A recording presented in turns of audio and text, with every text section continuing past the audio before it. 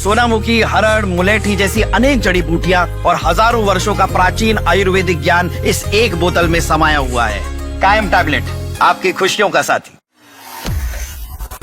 साल 2047 तक देश के सभी व्यक्तियों को इंश्योरेंस के दायरे में लाने की कोशिश आगामी बजट में दिखाई दे सकती है। फरवरी में पेश होने वाले बजट में ग्रामीण महिलाओं के लिए विशेष इंश्योरेंस उत्पाद की घोषणा की जा सकती है, जिसे जन धन खाते से जोड़ा जा सकता है। प्रधानमंत्री जन धन योजना के तहत अब तक 55 करोड़ से अधिक बैंक खाते खुल चुके हैं और इन खातों में 55% से अधिक खाते महिलाओं के हैं। इंश्योरेंस उत्पाद को जन धन खाते से अनिवार्य रूप से जोड़े जाने पर ये सभी महिलाएं इंश्योरेंस के दायरे में आ जाएंगी।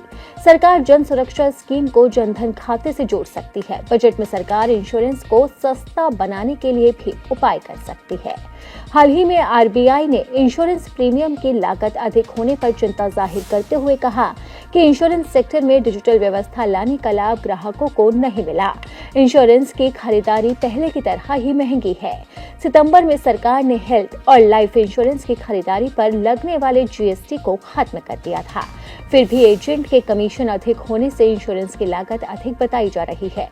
सूत्रों के मुताबिक इंश्योरेंस उत्पाद पर एजेंट के कमीशन को कम किया जा सकता है। सूत्रों के मुताबिक बजट में इंश्योरेंस सेक्टर में हो रही धोखाधड़ी पर लगाम लगाने के लिए भी उपाय किए जा सकते हैं। अभी इंश्योरेंस सेक्टर में अतिरिक्त लालच देकर उत्पादों को बेचने की शिकायत बड़ी संख्या में मिल रही है।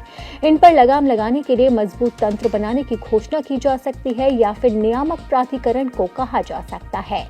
अभी अलग अलग प्रकार के ऑनलाइन प्लेटफॉर्म के जरिए इंश्योरेंस बेचे जा रहे हैं, लेकिन जरूरत पड़ने पर ऑनलाइन प्लेटफॉर्म वाले इंश्योरेंस की सुविधा नहीं दिला पा रहे।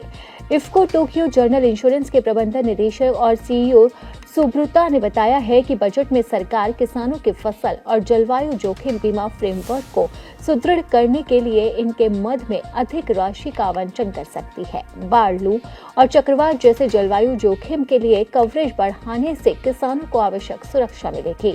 हेल्थ इंश्योरेंस के सेक्टर में कंपनियों को उपयोग आधारित छोटे छोटे उत्पाद लाने के लिए कहा जा रहा है।